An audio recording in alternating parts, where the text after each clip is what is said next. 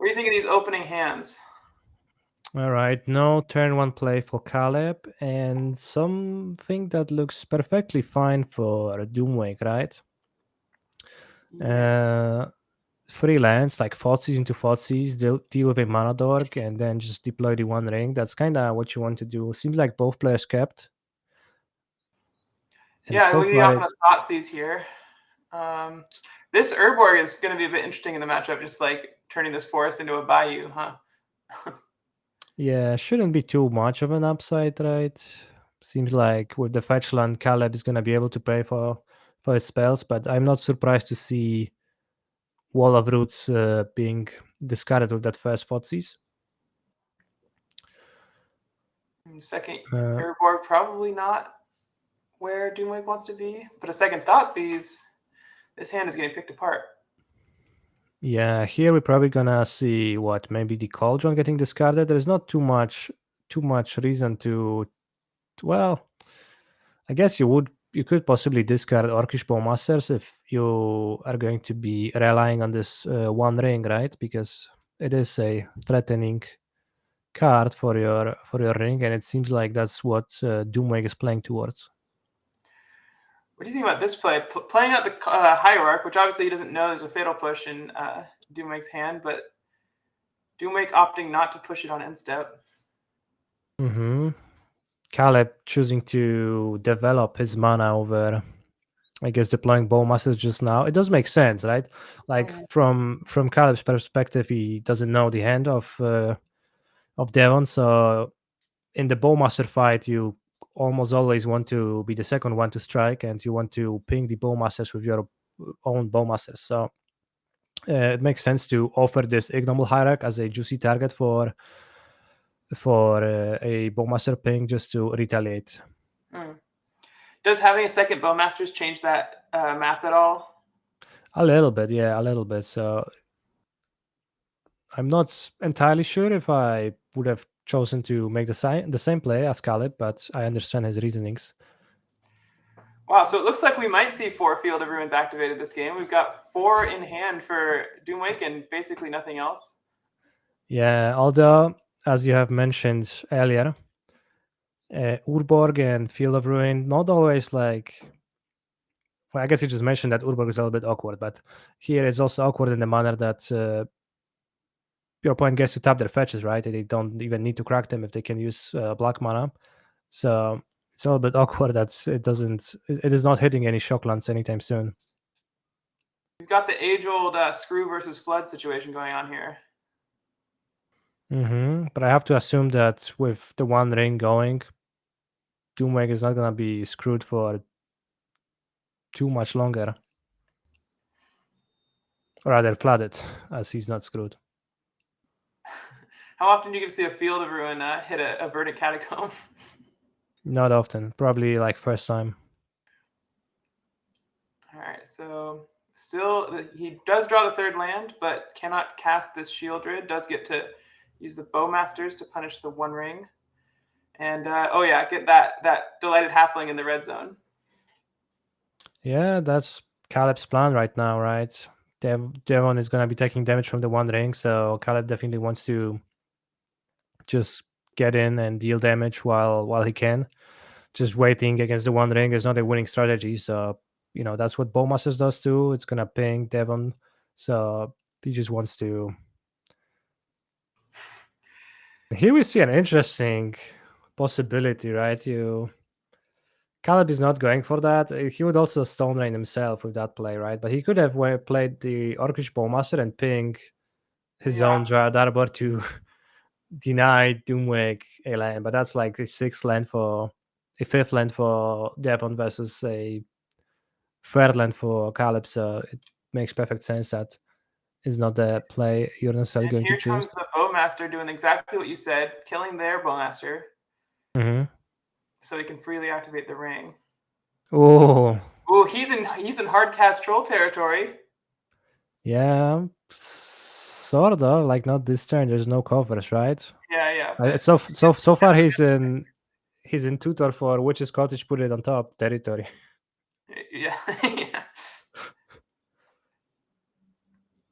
But despite no action whatsoever in DoomWake's hand, I guess the second copy of the One Ring is good enough to prolong the game for a little bit. So Yeah. Yeah, got the protection. There's the fourth land finally, so Shieldred can come down this turn if he wants it to. Would you rather put the Bowmasters in play to answer the Bowmasters, or just get your Shieldred online here? it seems like currently Bowmasters doesn't really threaten Caleb in any way, right? There is no card drawing on the horizon, and Shieldred hits harder, so it makes sense to deploy Shieldred. She's protected from Shieldred's Edict right now because there is the Halfling, and you probably want to deal the biggest amount of damage possible. Yeah. You're probably going to see plus Grace too, trying to maybe go for that ultimate. Currently, we see how many? 1, 2, 3, 4, 5, Oh, this 6. is interesting. Is this lethal? Yeah, it's 2 from the Shieldred hit and 1 from the One Ring. See, that's what I was talking about, hitting really hard. So hard I haven't even noticed that possibility. Yeah, I didn't realize that Grist was an each opponent, so it gets through the ring protection. Yeah, fail push, but it's too late, right? Well, there is still a possibility, right? DoomWake could draw, trigger Shieldred, and find March of Red Yeah, Sorrow, March but as we deck? see, yeah, he has 4 copies of March of Red Sorrow in Okay. his deck. Yeah, that would have gotten him there. Although they would have had to make up for the extra life loss from activating the ring. Yeah. But as we see, no March, and DoomWake has fallen victim to Shieldred, so pretty Neither deck's really doing nice.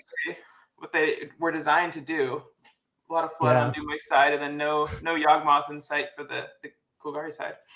Yeah, pretty nice job on Caleb's part, just like kind of turning, aggressive and prioritizing dealing damage, casting that 0 mana ballista just to ultimate Gris to find a lethal line right now. Pretty cool, pretty based play if you ask me. Yeah, extremely based. I would agree. So we see the ley lines. What do you like on well, there's not much sideboarding that DoomWake can do, just bring in these ley lines. But what do you like on Caleb's side? Well, I like seeing that while you say there is not much to do on DoomWake's side, he still brings the ley lines, but seems to be thinking really, really, really hard on what to cut. Not an easy decision for him. Yeah. Well, on the other hand, we see Caleb bringing in Elven Chorus, a pretty cool card from Lord of the Rings, Tales of Middle Earth, and Fulminator Mages to fight off Coffers. Of course, makes sense given that the deck that Devon is playing is pretty mana hungry. Cutting down on Ignoble Hierarch to reduce the vulnerability to Orcish Bowmasters, that all makes sense. All right. Sweet. So we got DoomWake on the play. The ley Wow. line in the opening hand. Is this exactly the kind of hand you want to see? First 7 leyline in it. Also basically the nuts, right? Urborg, Yeah. Swamp, Cabal Coffers, Ifotsis, and I guess March of Red Sorrow. So I guess if you can call any hand with March of Red Sorrow nuts, right? This one is it. Yeah, and Caleb's got, once again, a slower hand, no turn 1 play. Although he did cut 2 of those mana dorks you were talking about. Mm-hmm. What are you taking out of this hand with this Thoughtseize? So let's rule out Agatha's Soul Cauldron, as that doesn't work through leyline, so we're not taking that. So it leaves us with 3 cards to choose. You can hit the Wall of Roots to reduce the amount of mana that Caleb has access to. Elven Chorus is a card that DoomWake cannot answer in the long run, but I guess he seems to go with the mana denial strat. Makes sense, and he just thinks he's gonna be able to overpower the Elven Chorus later. Draws a Field of Ruin to increase the amount of nuts in the hand. You can really hit that Dryad Arbor. Yeah, exactly. All right, so you're gonna see Urborg pass with the March ready to deal 2 damage to Orcish Bowmasters, effectively negating the ping ability That's just so strong.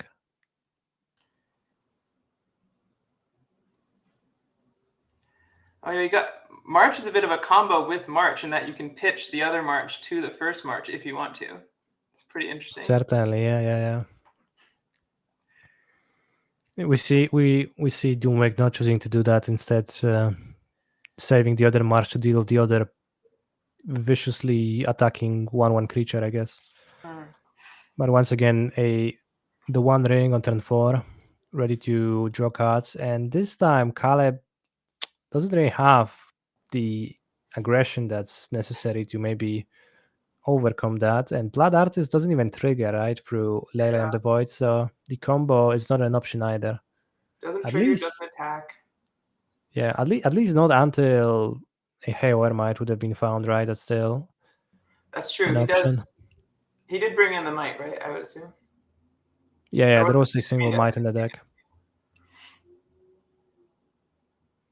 All right. Well, he's got a lot of mana to work with, and Mm-hmm. not much so far on DoomWake's side. More marches. How do you feel about a third March of Wretched Sorrow? Well, I have to count. I'm really bad at Cabal Coffers math, so let me think. You play under Coffers, you tap 2 lands, you add 5, then you tap your second Coffers, then you add 9 mana total. That's a 9 mana total. That's plus 8 life. That's actually a pretty hefty amount. That's actually, the card is not so bad once you have access to, a dozen mana or something. So, all right, I have to give the match that. So yeah, it would have been maybe somewhat reasonable for DoomWake to try to remove some creatures. Not what but it Caleb is wants not. to see here. Yeah, it is not what he goes with, and Caleb kind of flooded here, right? Not many options besides attacking for 2. Notably, the Soul Cauldron can exile from the opponent's graveyard. I don't know if that will end up mattering, but Yes. it only grants counters if it exiles a creature, so it is not going to help much with the aggressive portion of the game. Yeah. All right. Let's see if anyone can draw anything. All right, we see big March EOT. Probably going for the Blood Artist. 4 more life. Yeah, maybe. Yeah, that's actually a good strategy. Lose life with the One Ring, you gain life with March of Wretched Sorrow is just perfect. Yeah. Is this a Hitting the Dryad Arbor. Hitting the Dryad Arbor is interesting because it just taps for mana, as does literally every other creature on the battlefield. There we go. All right. So he's got, if I count correctly, 10 million mana. That sounds about right. Yeah. Got to cast the Talisman, so he has 10 million and 1 mana. And what are you getting with this Beseech here? Well, first I'm looking at my sideboard and I'm checking if Karn the Great Creator is just, winning the game. And it seems like with options like Walking Ballista and Cityscape Leveler, it very well might. It makes sense to grab Leveler, but instead it seems like DoomWake is going to tutor up something from his deck. What's that gonna be? A Damnation. Sure, that makes sense. Well, if Caleb didn't cast anything off the library last turn, it seems safe to say that it's a land on top. So just clearing out the creature seems like a reasonable choice. Oh, we see a Blood Artist trigger on the stack. I have to admit I was confused. I was very confused for a good few seconds, but then I remembered that Leyline of the Void exiles all of the cards that your opponent plays, it doesn't exile the tokens. So I didn't know that. That's crazy. Yeah, that's why one of the creatures dying, which was an Orcish army, triggered and caused DoomWake to lose 1 point of life, which admittedly will matter. All right, well, this game is probably over unless somehow DoomWake accidentally kills himself with the One Ring. Just like when you're very far behind, you think, Oh, maybe they'll deck themselves. These days, it's maybe they'll die to their own One Ring triggers. Yeah. All right. Well, that was a pretty quick 1-1. Seems like Caleb was not interested in playing to the out you have mentioned, but Yeah. He doesn't want it enough. it seems like Necromantia is entering the deck. It was not in Caleb's deck for game 2. Ignoble Hierarch coming back on the play to speed the deck up. Cutting an Orcish Bowmasters, that's interesting because you'd think that it's a valuable card against, Devon's Bowmasters and the One Ring in general, but it seems like we are reducing that one. Also cutting Blood Artist against Leyline of the Void. Mm-hmm. What do you think he's trying to name with Necromantia? Maybe Karn? You can name Karn. If you're on the play, you can name Cabal Coffers, right? If you Oh, like, if it's sure. not in play yet, because you are capable of naming a land, so that seems somewhat reasonable and incredible show of skill on DoomWake's part by opening a 7-card playable leyline hand in both postboard games. Very, very impressive. Now, I do notice they're curved foils, so is that... I just had a feeling my opening 7 will have a leyline. Oh, you can see how he just tries to redeem himself, I guess, by top decking that leyline right now. But Yeah. Well, what's one ley line? What can one ley line do that the second ley line doesn't want? Wants in on the action. Okay, so we got the Soul Cauldron. Powerful turn 2 play into this Leyline of the Void. Yeah, but that's kind of bad for DoomWake, right? Just the Bowmasters to play, but actually kind of vulnerable right now to getting mana screwed. And if he doesn't top deck a land right now, then he's might just fall behind and That's have true. huge trouble with this Greased. And then next turn with the Shielder coming down if he can't turn on Revolt. Oh, yeah. Okay, well, what you foretold has come to pass. Oh, and then there's the Haywire Might for the Leyline. Mm-hmm. It's interesting right now. What will Caleb go with? Playing a shoulder that seems reasonable, right? The removal, like you see that DoomWake has missed a land drop. You know that Revolt has to be triggered somehow. Could also Necromantia here. Mm-hmm. Right? Or no, that's the...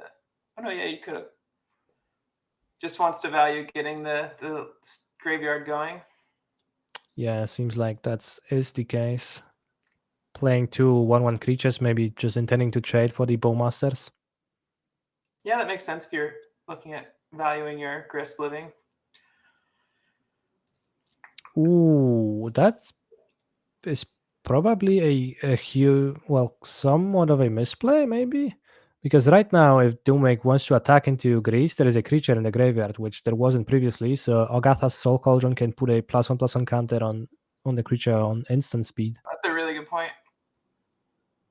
Oh, there's the use for the Leyline, pitching it to the March of Wretched Sorrow. Awesome. But we see the thing. Caleb has a Grease in his graveyard that he can give a +1/+1 counter to his insect Wow. token, and now it's gonna produce insects too. It's gonna have all of the Grist abilities, the Oh my loyalty gosh. abilities. It's just such a fun interaction to me. Yeah. Because for some reason, like the way the rules of the game of Magic the Gathering are structured, loyalty abilities are just not connected to the card type Planeswalker really at all, right? Even though you might have thought they are, right? But no, that is not the DoomWake case. So popped the concede button up on the screen very briefly.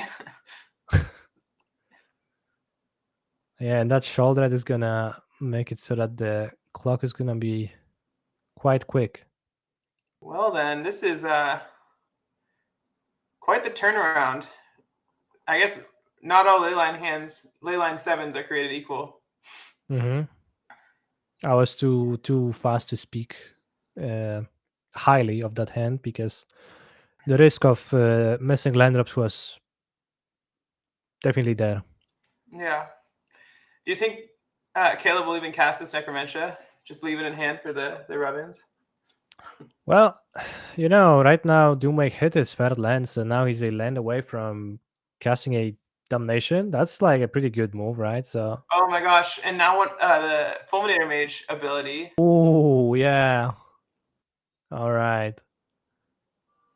This That's is incredible. something. This is something right here. Heavily punished for the Urborg, right? It could have been a swamp.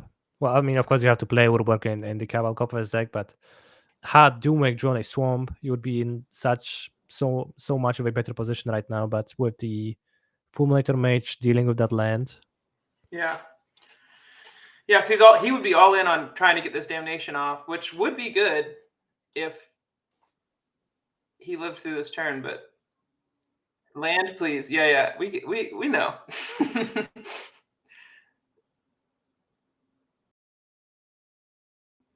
Necromancer. I hate to break it to you, DoomWake, but you need 2 lands. Yeah, and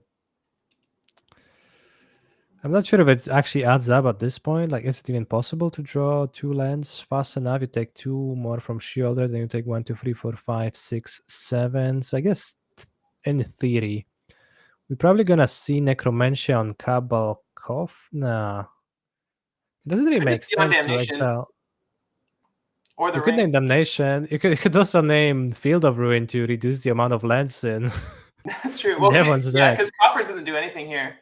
Yeah. But Field of Ruin is kind of safe from Fulminator Mage, right? Because you can always sacrifice it in response to the Fulminator's ability and fetch a basic. So Yeah, you you should could be able name to. that. Oh, yep, he names damnation. That probably makes more Well, now sense. he gives him a 2/2 though, so it's tough to say which is better: a damnation that you can't cast or a 2/2 on the battlefield.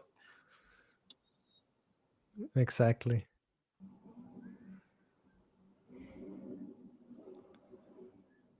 Fatal Push. All right, a revolt away from dealing with Shieldred. But then what? Then Caleb D wins. Well, Okay. Well,